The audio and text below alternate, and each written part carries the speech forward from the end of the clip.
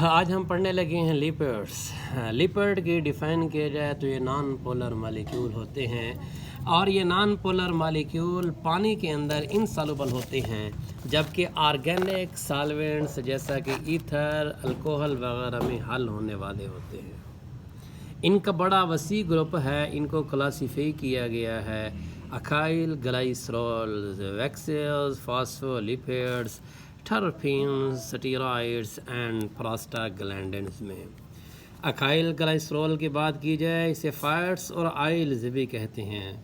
अकाइल glycerol 2 unit से बने होते हैं, एक उसका ग्लाइसरॉल होता है और दूसरा फैटी एसिड होता है। अकाइल ग्लाइसरॉल जो रूम टेम्परेचर पे लिक्विड होते हैं उन्हें हम आइल कहते हैं, और मोस्टली ये आइल्स प्लांट्स के अंदर पाए जाते हैं। इस तरह अकाइल ग्लाइसरॉल जो रूम टेम्परेचर पे फैट्स की सॉलिड होते हैं उन्हें हम फैट्स कहते हैं, और ये फैट्स मोस्टली किसके अंदर पाए जाते हैं? एनिमल के अंदर पाए जाते हैं। आइल्स की मिसाल पीनट आइल, कॉर्न आइल, कस्टर आइल है। आगे हम पढ़ने लगे हैं केमिकली। अगर हम अकाइल ग्लाइसरॉल की बात करें तो ये फैटी एसिड और अल्कोहल के एस्टर होते हैं, और ये एस्टर डिहाइड्रेशन सिंथेसिस यानी OH वाटर की रिलीज से होता है, और OH ग्रुप अल्कोहल से निकलता है, H एसिड से निकलता है। ये अल्कोहल है, एस्टिक एसिड है, आपस में मिलेंगे, एस्टर बन जाएगा, वाटर रिलीज़ हो जाएगा। ये वाटर अल्कोहल के OH ग्रुप से और इस एस्टिक एसिड से H के मिलने से बनता है। H OH मिलेंगे, वाटर बन जाएगा, बाकी जो बचेगा वो एस्टर होगा। अब जो सबसे ज़्यादा पाया जाने वाला अकाइल ग्लाइसरॉल ट्राई अकाइल ग्लाइसरॉल है, इसे हम ट्राई ग्लाइसराइड्स भी कहते हैं, जिसे न्यूट्रल लिपिड्स भी कहा जाता है। अगर हम ट्राई ग्लाइसरॉल्स की बात की जाए, इसके अंदर 3 मॉलिक्यूल फैटी एसिड्स के होते हैं, और ये मॉलिक्यूल फैटी एसिड के एक जैसे भी हो सकते हैं, मुख्तलिफ भी हो सकते हैं, मगर ये तीनों मॉलिक्यूल ग्लाइसरॉल की बैकबोन, सिंगल जो ग्लाइसरॉल बैकबोन होती है जो कि 3 कार्बन पे मुश्तमिल होती है, उसके साथ अटैच होती है। ये ग्लाइसरॉल्स है, ये इसकी बैकबोन है, कार्बन 1, 2, 3। इन तीनों कार्बन के साथ एक तरफ से OH ग्रुप अटैच है, तो एक तरफ से उसके साथ फैटी एसिड लगा हुआ। ये तीनों कार्बन 3 फैटी एसिड के साथ जुड़े हुए। यही बात वो ग्लाइसरॉल के बारे में कर रहा है। इसे हम 3 कार्बन वाला अल्कोहल भी कहते हैं, और इसका हर कार्बन एक हाइड्रॉक्सिल ग्रुप रखता है, और यही हाइड्रॉक्सिल ग्रुप बैकबोन के तौर पे काम करता है, जिसके साथ फैटी एसिड अटैच होते हैं। अब हम फैटी एसिड की बात की जाए, आपको पता है अकाइल ग्लाइसरॉल की खसूसियात सारी की सारी फैटी एसिड से जुड़ी हुई हैं। फैटी एसिड अकाइल ग्लाइसरॉल की खसूसियात बनाता है। अल्कोहल यानी ग्लाइसरॉल वो तो बैकबोन बना रहा है, खसूसियात नहीं। फैटी एसिड क्या है? ये लॉन्ग हाइड्रोकार्बन चेन है, जिनके अंदर कार्बन की तादाद इवन नंबर यानी 4 से लेकर 30 तक होती है, जिसके एक सिरे के ऊपर एंड के ऊपर कार्बोक्सिल ग्रुप COOH लगा होता है। इस तरह इनकी लेंथ भी मुख्तलिफ होती है, और ये सीधी चेन वाले हो सकते हैं जैसा कि एनिमल में होता है, या फिर ये ब्रांच चेन में होते हैं जैसा कि प्लांट्स के अंदर होता है। और आपको पता है जो ब्रांच्ड चेन वाले होते हैं वो लिक्विड हो जाते हैं, वो आइल है रूम टेम्परेचर के ऊपर, और सीधी चेन वाले ये फैट्स हैं, ये ठोस हैं रूम टेम्परेचर के ऊपर। इनकी भी 2 किस्में हैं, saturated fatty acid, unsaturated fatty acid. जो सैचुरेटेड फैटी एसिड होते हैं उनके अंदर डबल बॉन्ड होता है, यानी 2 कार्बन के दरमियान में डबल बॉन्ड नहीं होगा भाई, यानी उसके अंदर कार्बन की चेन होगी, हर कार्बन की चेन के साथ एक हाइड्रोजन एटम दोनों तरफ से लगे हुए हैं, CH बॉन्ड बनाए हुए हैं उन्होंने, किसके अंदर? सैचुरेटेड। कोई डबल बॉन्ड मौजूद नहीं है। जबकि अनसैचुरेटेड फैटी एसिड की बात की जाए तो उसके अंदर डबल बॉन्ड मौजूद होते हैं। उसके अंदर क्या होते हैं? डबल बॉन्ड मौजूद। और आपको पता होना चाहिए कि जिस कार्बन की चेन के अंदर डबल बॉन्ड ना हो, सारे के सारे सिंगल बॉन्ड हों, कार्बन ने हाइड्रोजन के साथ बॉन्ड बनाया हुआ हो, जैसा कि सैचुरेटेड फैटी एसिड में होता है, उनके पास एनर्जी बहुत ज़्यादा होती है, क्योंकि सारे कार्बन हाइड्रोजन के अंदर एनर्जी मौजूद है, कोई डबल बॉन्ड नहीं है, सारे सिंगल हैं, एनर्जी फुल है। उनको तोड़ने के लिए ज़्यादा हीट की ज़रूरत होती है, इस वजह से उनका मेल्टिंग पॉइंट भी हाई होता है। अनसैचुरेटेड फैटी एसिड के अंदर डबल बॉन्ड है भाई, तोड़ना आसान है, कार्बन हाइड्रोजन बॉन्ड कम है, इस वजह से मैं कहता हूं इनका मेल्टिंग पॉइंट भी कम होता है, एनर्जी भी कम होती है। सैचुरेटेड फैटी एसिड जिसके अंदर सिंगल बॉन्ड होता है, ये एनिमल के अंदर पाए जाते हैं, और अनसैचुरेटेड फैटी एसिड जिसके अंदर डबल बॉन्ड होता है, ये प्लांट्स के अंदर पाए जाते हैं। तो मैं आप लोगों से पूछ सकता हूं, ज़्यादा एनर्जी वाले फैटी एसिड कौन से हैं?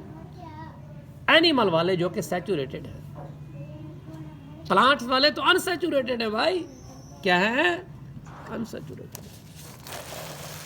यही बात मैं समझा रहा था। तो अनसैचुरेटेड फैटी एसिड के अंदर हाइड्रोजन की तादाद क्या होगी? कम होगी, क्योंकि डबल बॉन्ड है भाई, हाइड्रोजन कम है। हाइड्रोजन क्या है? कम है।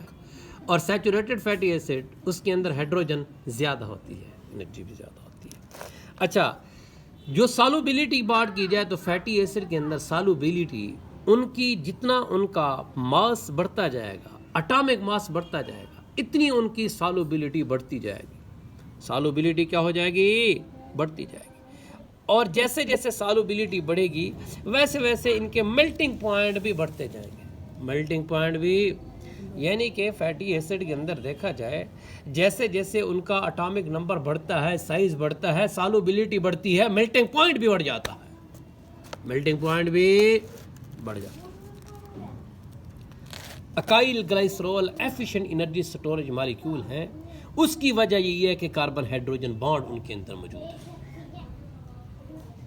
ये पानी में इनसॉल्युबल होते हैं, पहले भी बताया। क्यों?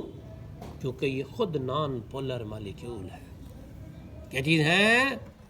नॉन पोलर मॉलिक्यूल है। एनिमल फैट्स की बात की जाए तो उसके अंदर एनर्जी बहुत ज़्यादा होती है ऑयल की निस्बत में। वाई? अभी मैंने बताया है आप लोगों को पहले, क्योंकि उसके अंदर हाइड्रोजन, कार्बन हाइड्रोजन बॉन्ड ज़्यादा होते हैं, क्योंकि डबल बॉन्ड तो है नहीं, कार्बन हाइड्रोजन बॉन्ड ज़्यादा होता है। इस तरह दूसरी बात की जाए, इसके अंदर अनसैचुरेटेड फैटी एसिड यानी कि प्लांट्स के अंदर, उसके अंदर डबल बॉन्ड नहीं होते, एनर्जी उसके अंदर कम होती है, मेल्टिंग पॉइंट भी कम होता है। जब आज जानदार अपने जिस्म के अंदर लॉन्ग अरसे के लिए ग्लूकोज को स्टोर करना चाहें तो वो ग्लूकोज को ऐसे स्टोर नहीं करते, बल्कि इन्हीं ग्लूकोज को वो पहले प्लांट्स के ऑयल्स के अंदर या एनिमल के फैट्स के अंदर तब्दील करते हैं। समझ लगी इस चीज़ की? अब ये आपको, ये फैटी एसिड है और ये ग्लाइसरोल है। फैटी एसिड का OH ग्रुप, ग्लाइसरोल का मतलब अल्कोहल है, इसका H ये मिलेंगे, ये देखें मिल गए हैं। वाटर निकल गए हैं, 3 मॉलिक्यूल थे, 3 वाटर के मॉलिक्यूल निकले हैं और बाद में एक ट्राई अकाइल ग्लाइसरोल बन गया है। इसे हम डिहाइड्रेशन सिंथेसिस भी कहते हैं, पहले पढ़ते आ रहे हैं। क्यों? क्योंकि इसमें से वाटर रिलीज हो रहा है, वाटर। अभी हम पढ़ने लगे हैं वैक्सिस। वैक्सिस अकाइल, ट्राई अकाइल ग्लाइसरोल से लिया गया है। इनके मेल्टिंग पॉइंट बहुत हाई होते हैं। जब मैंने मेल्टिंग पॉइंट हाई की बात की है तो इसका मतलब ये है कि ये सैचुरेटेड फैटी एसिड हैं, इनके अंदर डबल बॉन्ड नहीं है, सारे के सारे क्या हैं? सिंगल बॉन्ड है।